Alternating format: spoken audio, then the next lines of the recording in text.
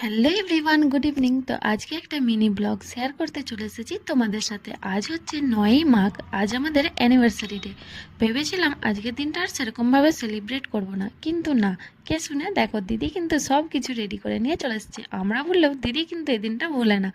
তো কেক, মিষ্টি, আলতা সিঁদুর, শাড়ি, জামা, তারপরে ফুলের মালা সব কিছুই দিদি কিন্তু একদম জোগাড় করে নিয়ে চলে এসেছে। আর বলেছিল সমিত ভাই আসলে তারপরে রেডি হয়ে আমাকে ডাকবি। তো দেখো এখন রেডি হয়ে, এই যে দিদির কথা মতোই বলতে পারো, এই সবগুলোই হচ্ছে। তো যাই হোক, দেখতে দেখতে কেটে গেছে আজ 15টা বছর।